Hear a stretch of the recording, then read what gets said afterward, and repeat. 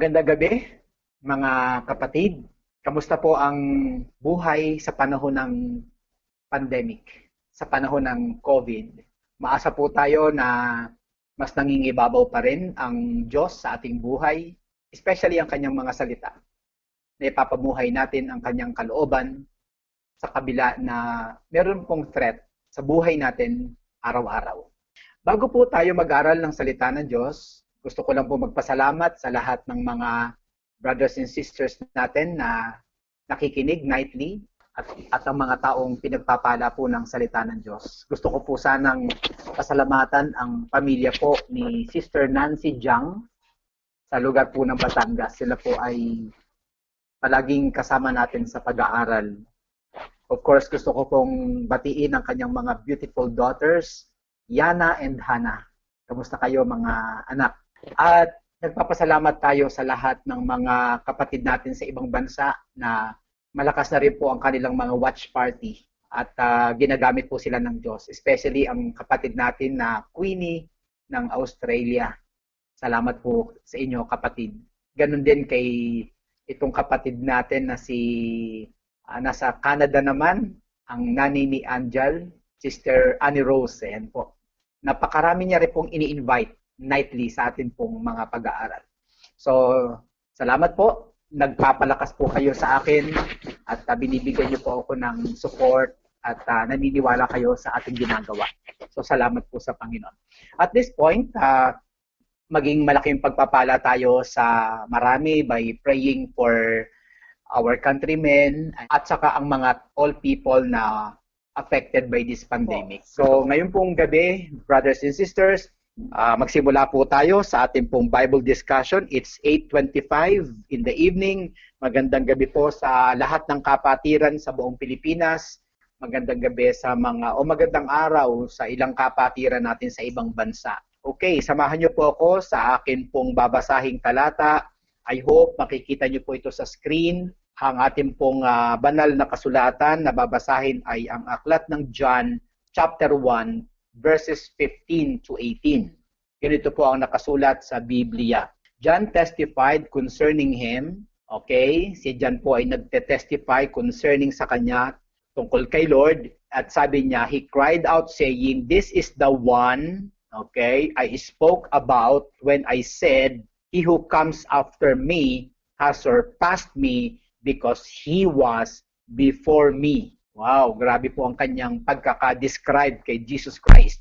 And out of His fullness, mula sa kanyang fullness, yung kabuuan, we have all received grace in place of grace already given. Verse 17, for the law was given through Moses, grace and truth came through Jesus Christ. No one has ever seen God, but the one and only Son, who is himself God and is in closest relationship with the Father, has made him known. Okay, so we read a passage, brothers and sisters, na I could say, grabe, loaded na loaded ng katotohanan. And tonight po, mga kapatid, ay marami na naman tayong matututunan. So please open your heart, open your mind, i-feed po ninyo ang inyong kaluluwa. Hindi lang tayo nabubuhay sa tinapay o pagkain, kinakailangan mapakain din natin ang ating kaluluwa.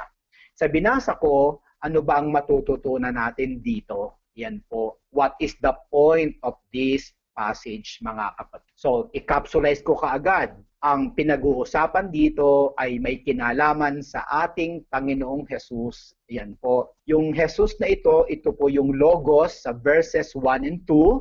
Siya rin po yung Logos na nagkatawan sa verse 14. Ayan po. At ngayon po ay nagte-testify naman si John the Baptist. Ayan po, mga kapatid. Ang tema ko po ngayong gabi ay napaka-ambitious, spiritually speaking.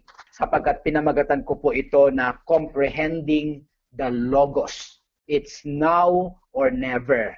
Kaya ko nilagay yung now or never kasi mga kapatid, yung bukas is not a guarantee.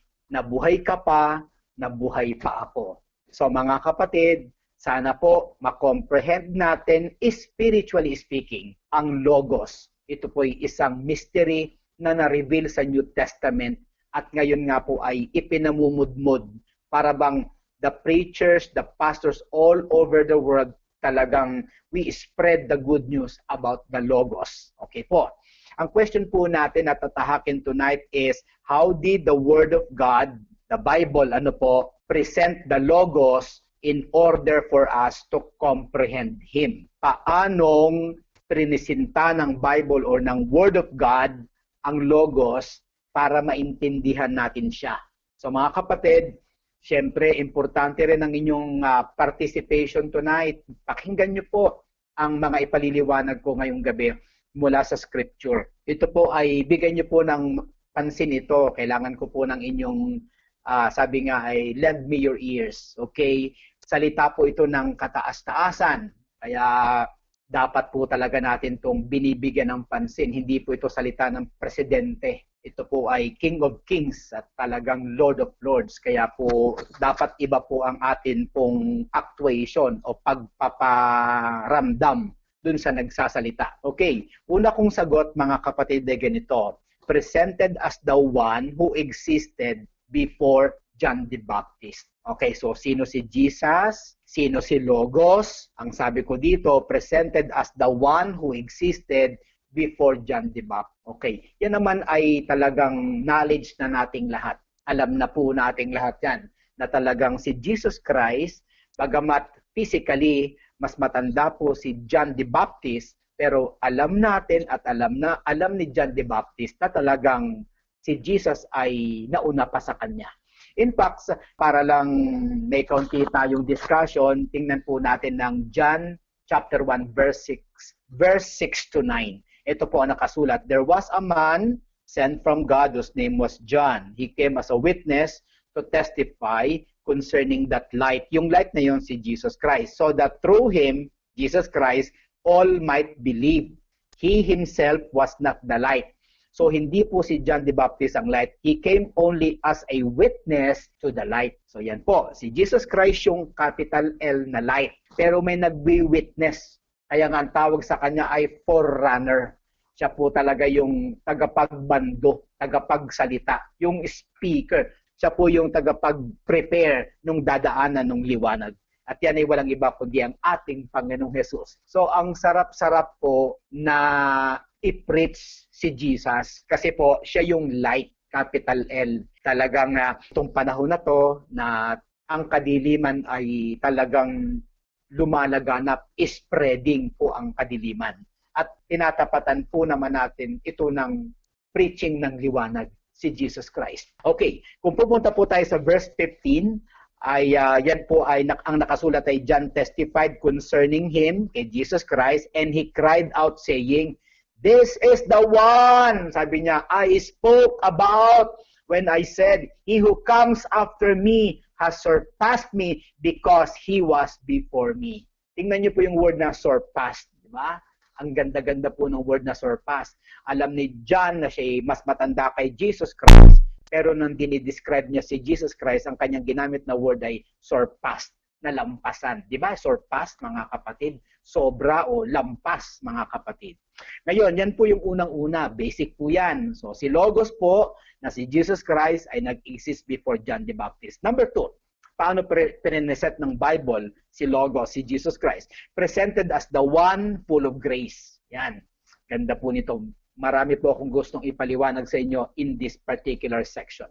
Ang sabi po ng verse 16, out of His fullness, we have all received grace in place of grace already given. Okay, mga kapatid, tingnan nyo po ito. Kainin po natin itong portion na to. Sa lahat ng mga bisita natin, pakinggan nyo po ito. Ang Logos daw po na si Jesus Christ ay pinipresent na siya po yung isang punong-puno ng biyaya, full of grace. At yun makikita sa verse 16. Pero tingnan nyo, paano dinescribe? Tingnan nyo po, I want you to really appreciate this. Out of His fullness. Okay, mula sa kanyang kapunuan. Okay, we have all, lahat tayo, received grace. Nakatanggap tayo ng grace, yung unmerited favor. Receive grace in place of grace already given. Parang ang hirap maintindihan nun, mga kapatid. Tingnan nyo ha, we have all received grace in place of grace. Para bang meron na tayong grace binigyan pa tayo ng grace. Parang ganun po ang nakikita ko dito. May grace ka na, binigyan ka pa uli ng grace. From grace to grace. Yan po mga kapatid. In fact, another translation, para mas maintindihan natin, kumuha po ako ng another translation. Ang nakasulat ay ganito, we receive one blessing after another. Ang ibig sabihin pala nun, we receive blessing after blessing, or we receive grace after grace. So mga kapatid, yan palang ibig sabihin ng full of grace, full of blessing. So si Lord Jesus Christ ay pinipresent dito na isang logos o isang word of God na nagkatawang tao na punong-puno ng pagpapala, punong-puno ng biyaya. Alam mo mga kapatid, isang bagay ito pa, idagdag ko sa inyong knowledge mga kapatid. Napansin ko lang sa aking pag-aaral, na-realize ko lang lately, na kapag pinag-usapan si Jesus Christ na ating Panginoon, laging nakasulat yung full. Napansin ko lang mga kapatid. Okay, bigyan ko kayo ng sample ha. Colossians 1:19. Ang sabi ng Colossians 1:19, for God was pleased to have all His fullness dwell in Him. Ulitin ko ha, kainin niyo po ito. For God the Father was pleased na lugod to have all His fullness dwell in Him. Yung buong Godhead nagdwell kay Jesus Christ. Full. Okay. Colossians 2:9. For in Christ all the fullness, and na naman yung full of the deity lives in bodily form. Ayan na naman yung word na fullness. Ephesians 1:22.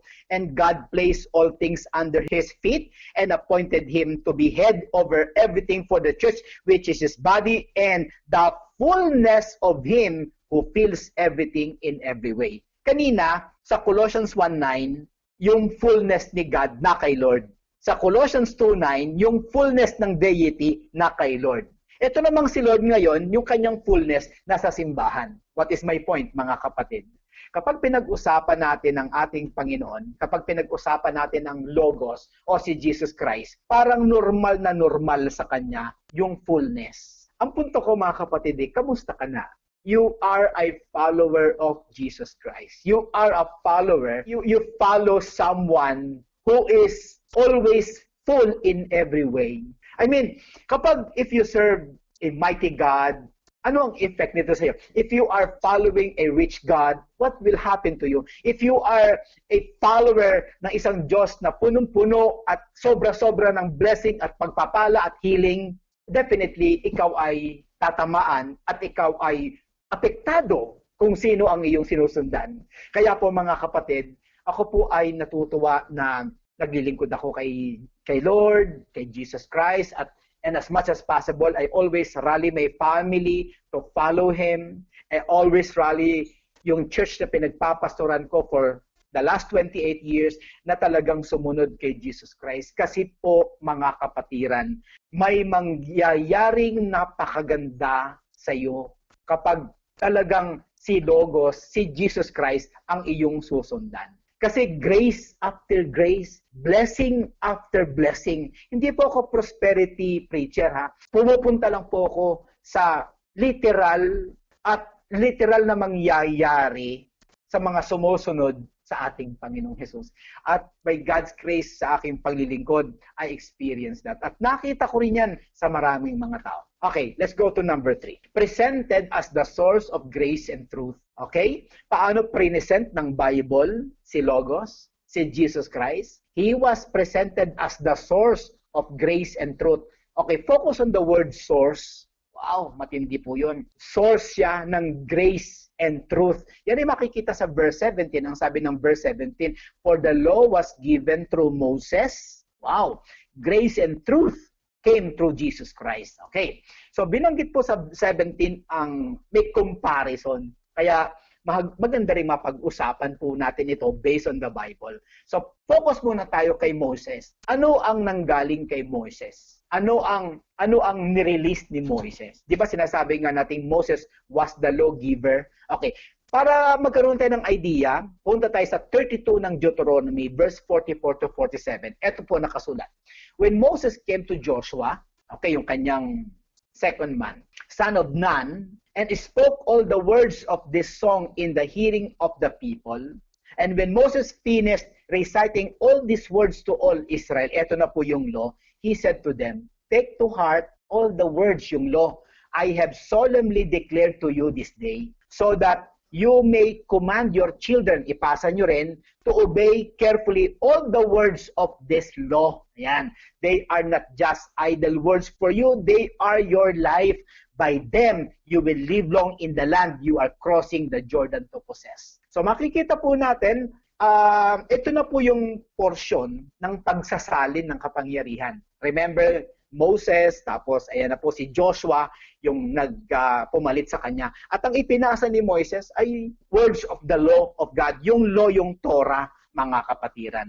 So ang punto ko lang mga kapatid ay ganito. Si Jesus Christ, present siya as the source of grace and truth. Samantalang si Moses, siya yung pinagmulan ng kautusan. Okay, pumunta naman tayo sa grace and truth na nanggaling naman kay Jesus Christ. Yan po ay nasa verse 14. Ang sabi po ng verse 14, the Word became flesh and made this dwelling among us. Yung word, sa Greek po yan ay logos, nagkatawang tao. Last night, prinitch ko po yan. Nagkatawang tao yung logos. Ano mga kapatid? Ang logos po, ang ibig, yan po ay pag narinig po yan ng isang Hudyo, ang kanila pong kaisipan, ang kanila pong mindset, yung logos, yan po yung word of God. Yan po ang kanilang nasa utak. Yan po yung kanilang kultura. Okay? Yan po yung kanilang worldview. Okay? Parang tayo din, pag sinabing Duterte, meron ka na kagad worldview, hindi ba?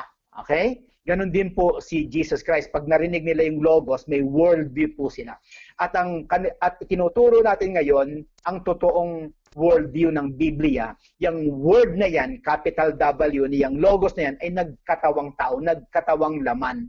Okay? Yung pong pagkakatawang laman na yun ay mystery. Imagine, yung Diyos nagkaroon ng laman, yung eternal naging limited. Imagine, yung Diyos nagkatawang tao. Yan po, at alam natin ang istorya, ginawa po yan ni Lord dahil sa ating mga kasalanan upang tayo po ay mahango, upang tayo ay ma-deliver sa ating mga kasalanan. Ang sabi ko sa verse 4, the Word became flesh and made this dwelling among us. Yung word na dwell, ipinapakita ang kanyang humanity. Talagang nag-adjust po si Lord. At sabi nito, we have seen His glory.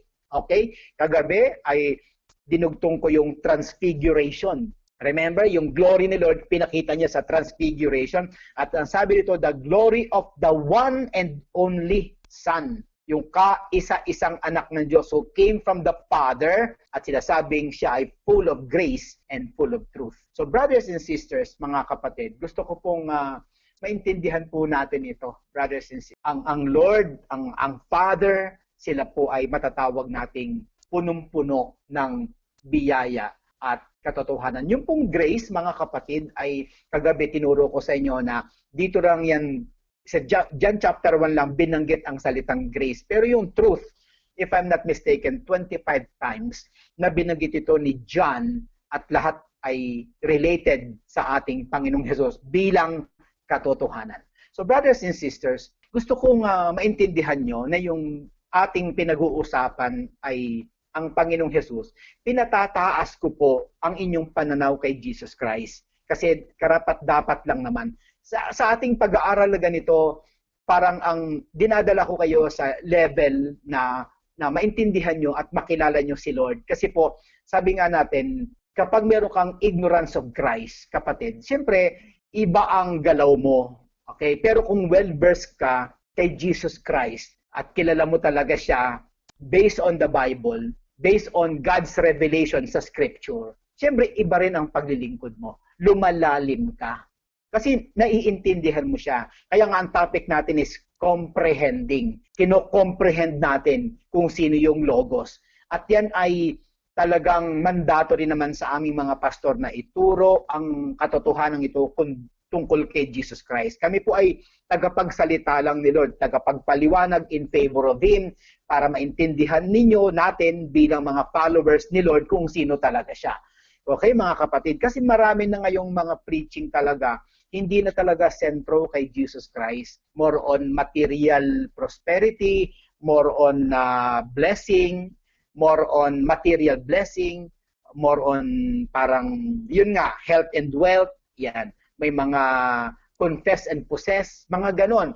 Pero naniniwala po kami na ito namang mga health and wealth na to o mga prosperity gospel na to, naniniwala po ako na ang prosperity ay spiritual. Naniniwala din naman ako na ang material blessing ay galing sa pagkakilala sa ating Panginoon. But I think the priority is to know God, to understand the Logos, magkaroon ng tamang relationship sa Holy Spirit, and everything will follow. I mean, everything you need in life. Okay? Yun po ang ibibigay sa atin ng Panginoon. Okay, let's proceed to number 4. Ano pa ang presentation ng Bible tungkol sa Logos? Number 4, He is presented as the one who saw God. Grabe po ito mga kapatid. He is presented, yung Logos was presented as the one who saw God. Para hindi po tayo magkaroon ng kalituhan, gusto kong puntahan yung Exodus chapter 33 verse 20 dahil meron pong sinasabi kasi doon. Kalito po ang nakasulat, but He said, you cannot see my face, or no one may see me and live.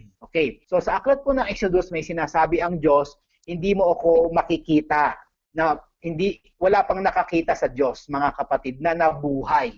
Wala pang nakakita sa Diyos. Pero bakit ang nakasulat sa verse 18 ay nakita siya ng Logos? Lumalabas lang po mga kapatid na ang Logos ay hindi tao na katulad natin. Okay? So yung sinasabi sa Exodus chapter 33 verse 20 na hindi siya pwedeng makita, wala pang nakakita sa kanya, totoo po yun. Human side, totoo po yan na hindi po pwedeng makita ang Diyos ng tao na mabubuhay siya.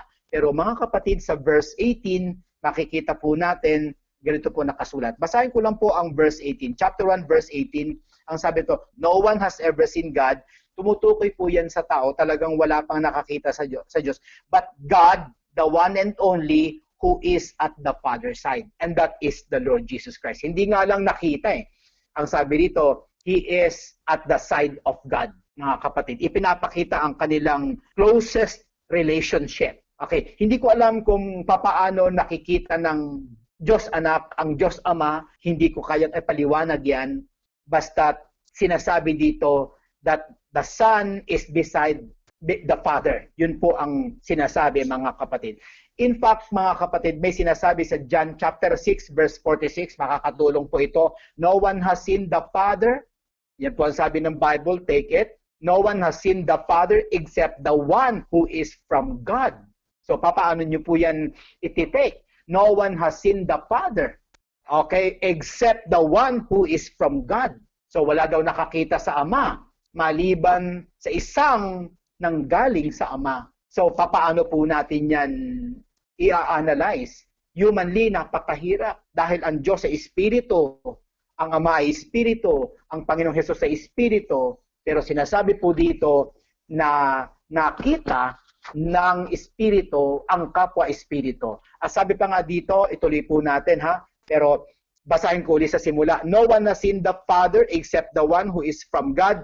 Only He has seen the Father. Only He has seen the Father can see God except the Son, mga kapatid. So mga kapatiran, ang punto ko lamang ay ganito, wala tayong time para ipaliwanag kung paanong nakikita ng isang espiritu, ang isang espiritu, wala tayong kalaliman sa area na yan, tayo lang po ay pumapasok sa salitang pananampalataya.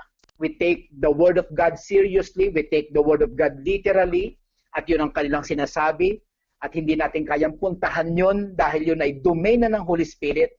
But here is my point. Ang point ko lang ay ganito.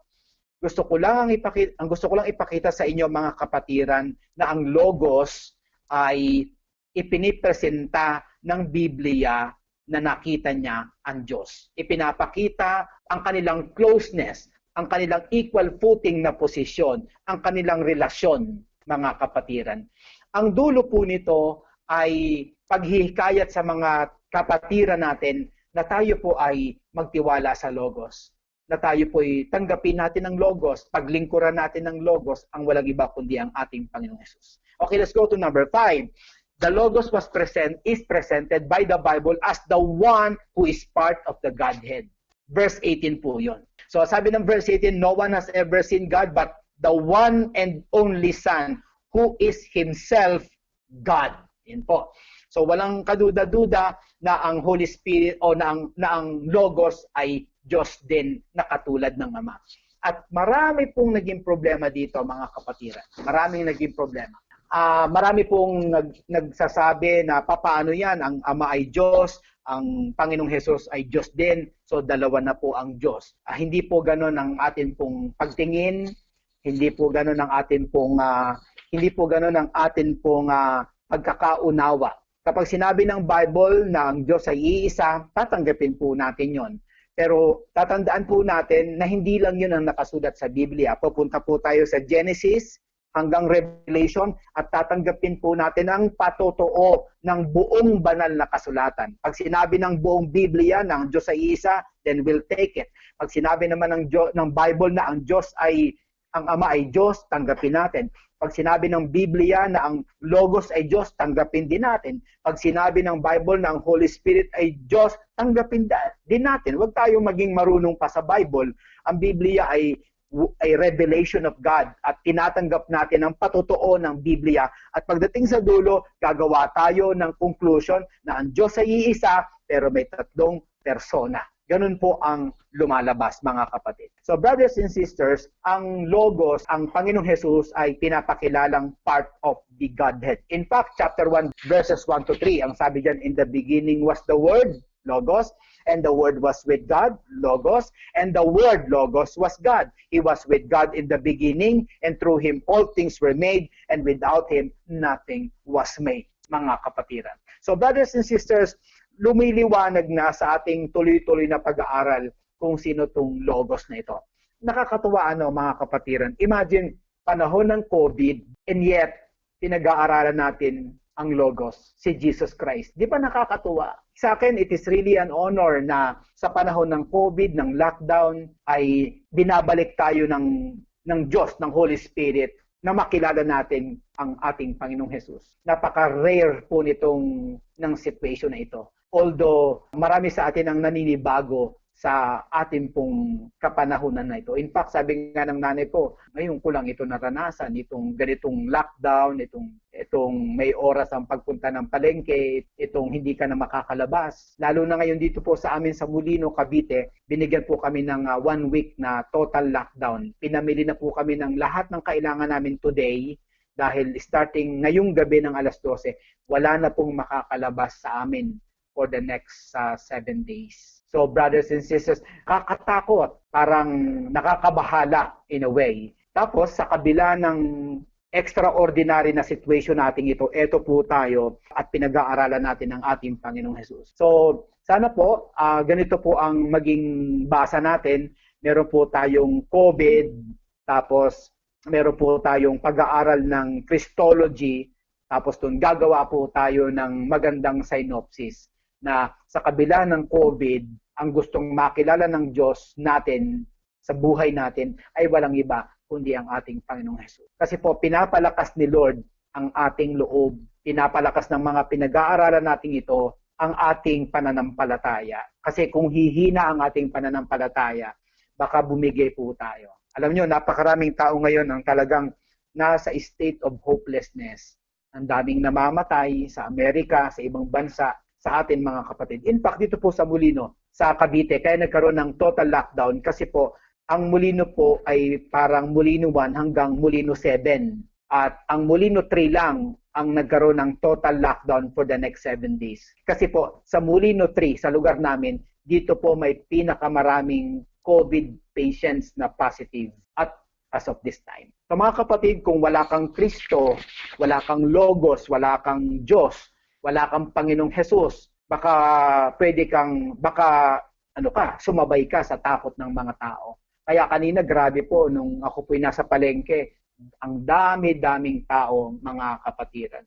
Talagang makikita mo ang mababanag mo sa mata nila, ang kanilang fear, ang doubt, ang kanila pong mga worries. Talaga pong kasi first time in the history ng Cavite, na mga Caviteño, na this thing happened, mga kapatid. So brothers and sisters, tinatapatan natin ang condition na ito, itong status na to ng pagpipreach about the Lord Jesus Christ. Kasi ito lang po ang nakikita kong maitutulong ko sa mga tao, itong bagay na ito And I believe this is the absolute remedy, the absolute solution ng lahat ng kinatatakutan natin. Kasi po naniniwala po ako, pag nagkaroon tayo ng ignorance of Christ, everything follows. Yung doubt, yung worries, yung fear, ayan na po, yung lack of faith, yan, anxiety, panic attack, etc.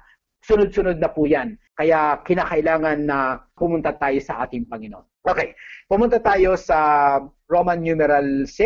Sa Roman numeral 6 ay ipinapakita ko naman that the Logos is presented as the one who was and is with the Father's side. Yan po ay makikita sa verse 18. Si Logos po ay si Logos, si Holy Spirit o si Lord Jesus Christ ay napaka-close talaga sa ating Ama. In fact, sinasabi nga ng Bible na siya ay nasa tabi, mga kapatid ng ating Ama na nasa langit. Yan po ay makikita sa verse 18. Basahin ko lang muli, although narinig nyo na po ito, para lang makain po natin at maging familiar po tayo. No one has ever seen God, okay? But God, the one and only, who is at the Father's side, who made Him known. May word na who was, who is at the Father's side. At yan po ay tinutukoy ang ating Panginoon. Okay mga kapatid, yun po ay walang iba kundi ang anak ng Diyos na sinasamba natin at pinag-aaralan. Alam niyo mga kapatid, meron po akong isang babasahin dito na palagay ko makakatulong sa ating pag-aaral. 1 Timothy chapter 6 verse 16. Tingnan niyo po ito. Ang sabi ng ito po ay ginagamit namin sa pagbibigay ng benediction Who alone is immortal and who lives in unapproachable light. Tumutukoy po yan sa ating Diyos na makapangyarihan sa lahat. Look at this pansinin niyo po ito, whom no one has seen or can see. Sino po yon? Ang ating Ama. Ang sabi dito, ang kanyang mga katangian, siya po'y immortal, na nabubuhay siya sa isang unapproachable light, whom no one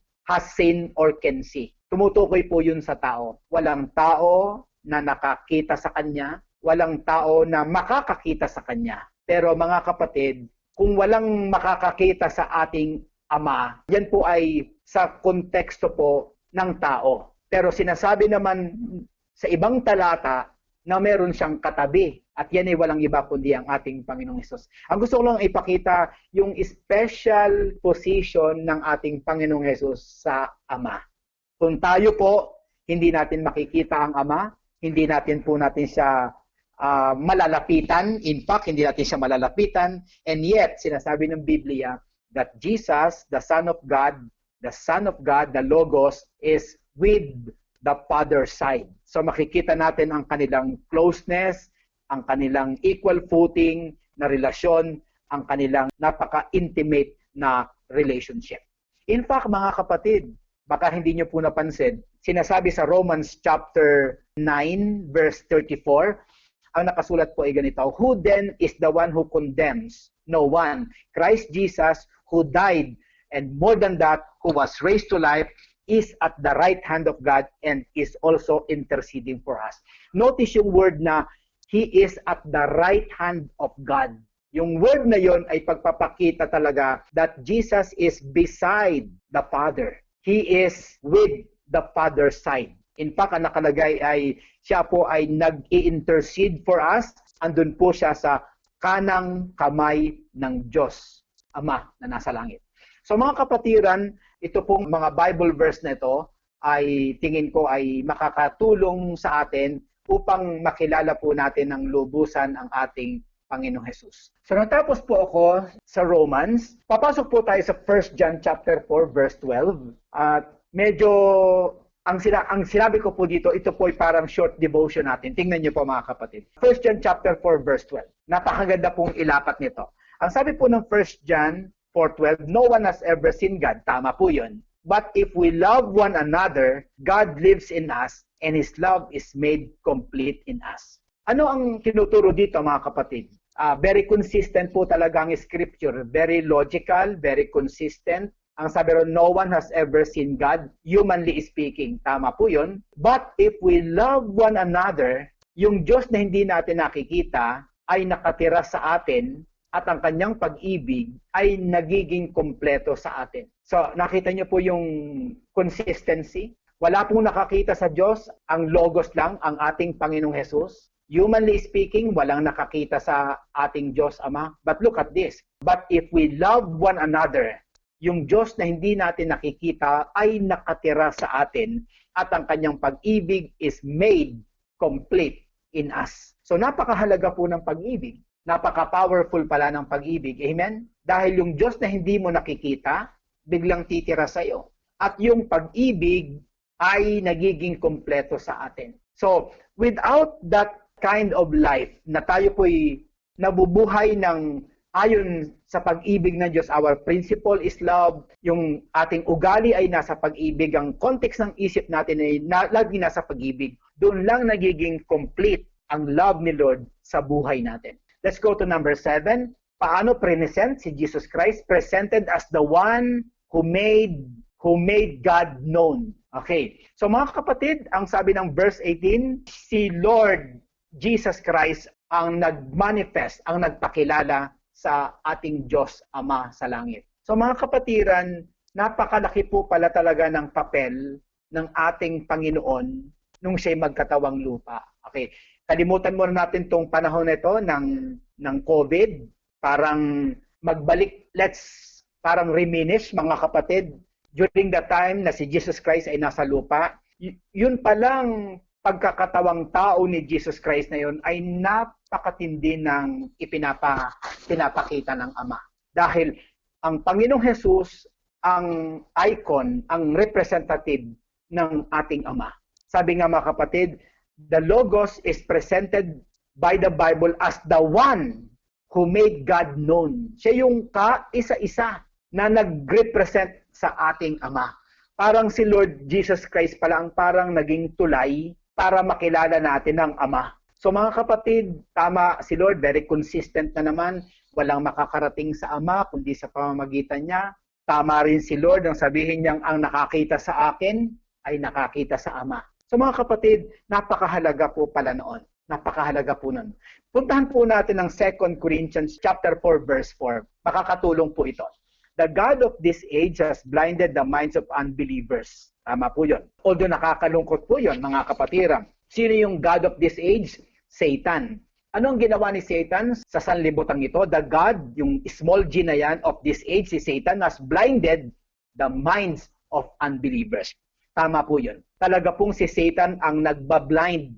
Hindi po sa mata, kundi sa isip ng mga unbelievers. Kaya normal po na nakikita po natin sa mga tao na talagang sila po ay mentally blinded. At ang may kagagawan po niyan ay ang dyablo. Ang dyablo ay naglagay ng ibang kaisipan sa tao. Parang, di ba, may mga tao na nagpe-preach tayo ng Word of God sa kanila. Ang mahalaga ay religion. Yun po ay galing. Yung lie na yun ay galing sa dyablo. Ang iba naman ay naniniwala na mga nakatanim na mga binhi na galing sa dyablo. Let's say, ang paniniwala nila, hindi, walang kwenta yung preaching na yan, pera lang yan. Yan po ay mga kaisipan, mga worldview, mga seed ni Satan na nakalagay sa mind ng mga tao. Di ba? Minsan, kapag nagpipreach po ng ganito, may mga ganyang mga obstacle sa utak ng tao, kaya importante ang power ng Holy Spirit para talagang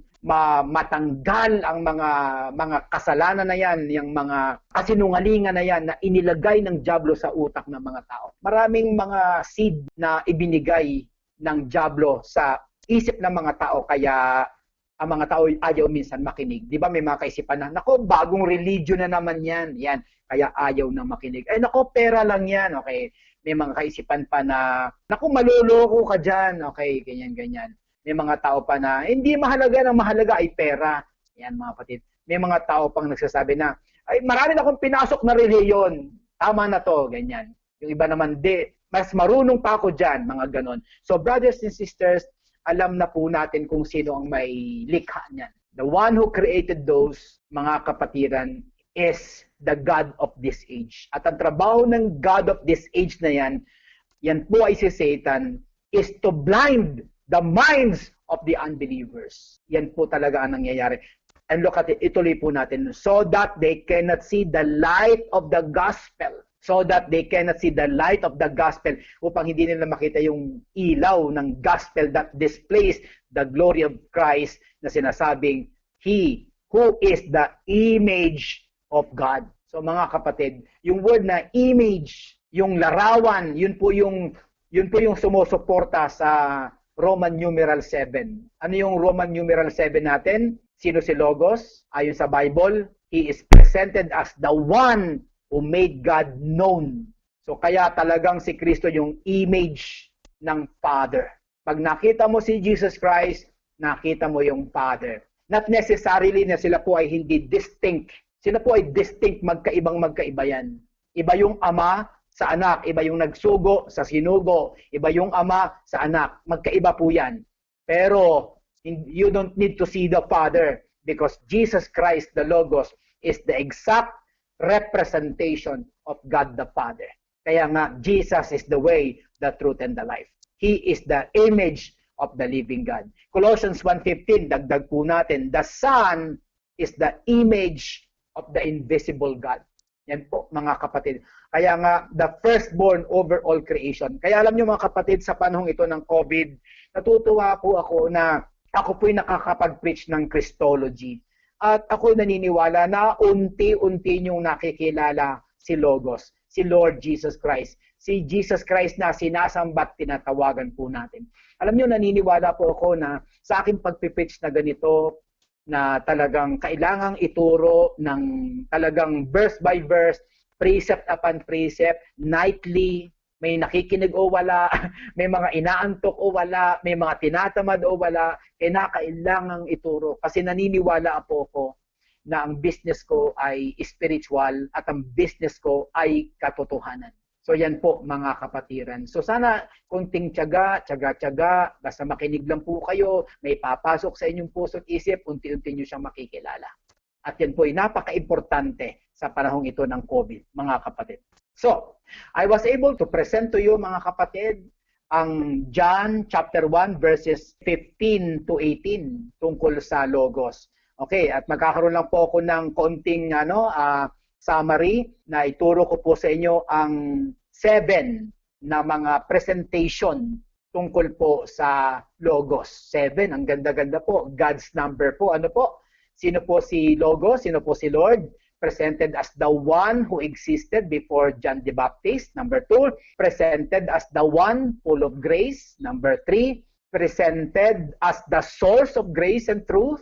Number 4, presented as the one who saw God. Number 5, presented as the one who is part of the Godhead. Number 6, presented as the one who was and is with the Father's side. Number 7, the last but not the least, sabi nga, presented as the one who made God known. Yan po ang ginawa ng ating Panginoong Jesus. Kaya ang galing-galing ng wisdom ng ating Diyos Ama sa langit. Talagang ganda po ng kanyang ginawa. God sent His Son, okay, sa sanlibutang ito para magawa ng kanyang Son, ng kanyang kaisa-isang anak, itong 7 na to, mga kapatiran.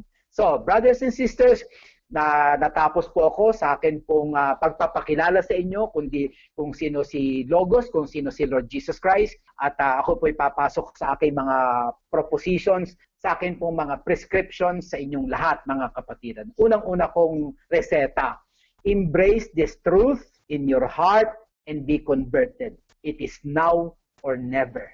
Ulitin ko po, yakapin natin tong katotohanan na to sa inyong puso, ha? Puso ang usapan dito.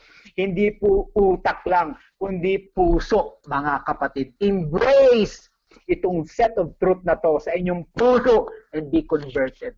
Mga kapatid, ang ibig sabihin ng converted, converted mula sa kamatayan patungo sa buhay, mula kay Diablo patungo kay Jesus Christ, mula sa dilim patungo sa liwanag. Be converted, narinig nyo na ang lahat ng katotohanan ngayong gabi tungkol kay Jesus Christ. Mga kapatid, be converted. Mag-convert ka na. Hindi ko sinasabing magpalit ka ng religion. Ang sinasabi ko ngayong gabi, magpalit ka na ng paniniwala tungkol kay Jesus Christ. Kasi baka yung Jesus Christ natin ay Santo Niño lang na ginawa lang sa Cebu. Iba po ang pinag-uusapan natin ngayong gabi. Hindi rin ito Kristo sa sabungan. Hindi po ito Kristo na patay. Ito po ay buhay na buhay na buhay na buhay, makapangyarihan sa lahat. At siya ipinagmamalaki ko sa inyo, mga kapatiran. Embrace this truth in your heart. Yakapin mo to sa puso mo. Puso ha, puso ang usapan. And be converted. Follow Him. ang mga kapatiran at hindi ka magsisisi. Hindi pwede bukas, dapat ngayon. Hindi mo alam kung buhay ka pa bukas. Hindi mo alam kung may COVID ka na bukas o wala. Mga kapatiran, it is now or never. Pangalawa mga kapatid, save yourself from this wicked generation. Mga kapatid, Acts 2:40, si Peter po ay nag-preach po dyan. At matapos siya mag-preach, sinabi niyang, save yourself from this wicked generation. Ang generation po natin, napaka-wicked na talaga. Very wicked. Kung babalik po tayo, almost 2 months ago before the COVID, talaga pong kitang-kita po natin ang wickedness. Pumunta po kayo sa Makati sa gabi, grabe po ang wickedness, mga kapatiran. Pumunta po tayo sa politika, grabe po ang corruption. Pumunta po tayo sa mga artista, ang dami-dami pong artista na talagang wicked talaga, mga kapatiran. Hindi naman lahat, pero marami talaga ang sila po ay mga drug addict, mga drug dependent, ang iba po talaga sa kanila ay mga sexually immoral, ang iba po sa kanila ay mga, mga kapatid, grabe po ang LGBT sa atin, grabe po ang fornication, adultery, ang atheism, grabe na po ang pagsamba ng tao sa technology. Grabe, mga kapatid, that is wickedness. Alam nyo, kapag hindi nyo mahal ang Diyos, hindi nyo iniibig ang Diyos, yan po yung wickedness. Kapag inuuna natin ang ibang bagay, maliban sa Diyos yan po ay wickedness. Kaya nga alam nyo mga kapatid, ngayong gabi, para kang nakakita na ng talagang tunay na kayamanan. And please tonight, mga kapatid, be converted, mga kapatid. Sana po ay talagang magkaroon tayo ng conversion. Save yourself. Ngayong nakita mo na yung liwanag, follow the light. Nakita nyo na yung daan, follow the way. Save yourself, mga kapatid. Parang kapanahonan nila, naalala ko lang ito pong sa panahon ng Sodom at Gomorrah, talagang sinasabi ng angel, save yourself from this wicked generation. Tumakbo kayo, wag kayong titigil, wag kayong lilingon, ang sabi ng angel, mga kapatid. Dahil wawasakin ko ang Sodom at Gomorrah. Huwag kayong lilingon. Save yourself. Ngayong gabi, save yourself. Ngayong gabi, yan ang business natin, na tayo ay makatakas sa wicked generation ito. Mga kapatid, it is now or never. Nakita nyo na po na si Lord na parang, kumbaga, nalulunod na po tayo. Si Lord ang atin pong salbabida, hindi ba? Siya po ang atin pong Savior, siya po ang atin pong kakailanganin. Alam niyo, mapatid kayo umaga may nabasa ako, ano ang difference ng saint at saka sinner? Alam niyo ang diferensya ng saint and sinner? The difference is the Savior. Lahat po, kahit yung nagpapakabuti, hindi pa rin yan mabuti sa ating Panginoon. At ang saint ay naging saint dahil kay Jesus Christ. At ang sinner ay naging sinner because he is without the Savior. Kaya tonight, brothers and sisters, do you want to make a difference in your life? Follow the Savior, Jesus Christ. Yan ang magiging diferensya mo tonight. Ang saint, naging saint because of Jesus Christ. Ang sinner ay naging sinner dahil wala siyang Jesus Christ. Wala siyang Savior. So tonight, make a difference. The last but not the least, preach or share this absolute truth. It is now or never. Yan po ang ginagawa natin. So salamat po sa ating Panginoon, mga kapatiran. Salamat sa Lord for another wonderful night. Binigyan nyo na naman ng pabor ang inyong mga kaluluwa. Hindi po sayang ang gabing ito. Ang gabing ito ay historical sa iba na nakarinig ng salitang ito. Ako po ay naghahasik ng mga binhi sa inyong puso ngayong gabi. Who knows, mga kapatid, one day it will sprout, it will germinate, magki-create ng katawan, ng trunk, at mabubunga. So, magbubunga ng katotohanan. So, salamat po sa ating Panginoon. Thank you po sa lahat ng tagapakinig. Good night po, or good day. God bless. At nawa ang Holy Spirit na po ang bahala sa inyong mga puso. Ginawa ko po yung aking role. I preach the Word of God patiently. I preach the Word of God, yung talagang Word ni Jesus Christ. Precept upon precept, nilalagyan ko lang ng konting sense, pero bahala ang Holy Spirit to give you enlightenment. Because that's the work of the Lord. That's the work of the Holy Spirit. Manalangin po tayo sandali para ilagay po para ang Diyos nang bahala sa mga salita. Aming Diyos, salamat po sa gabi ito for another wonderful night. Salamat po sapagkat napakinggan po namin ang inyong mga salita. Salamat po sapagkat na-preach po ang katotohanan. Lord, this is my duty to preach. But your task naman kayo po magbibigay ng enlightenment and conversion. Salamat po sa gabing ito na kayo po ay nandyan. Salamat po sa inyong mga salita. Salamat sa mga kapatid na walang sawang nakikinig ng inyong mga salita. Kayo po nagpapagaling sa kanila at nagbibigay ng kalakasang espiritual. Salamat po sa gabing ito. Ibinabalik ko sa inyo, Ama, ang lahat ng kapurihan at kaluwalhatian, lahat po ng kapasalamatan. Ito po aking samot panalangin sa napakatamis na pangalan ni Jesus. Amen and amen. Salamat po, mga kapatid. Good night at bukas po muli kung loloobin ng ating Panginoon. Kung buhay pa ho tayo. Salamat po. In Jesus' name. Amen.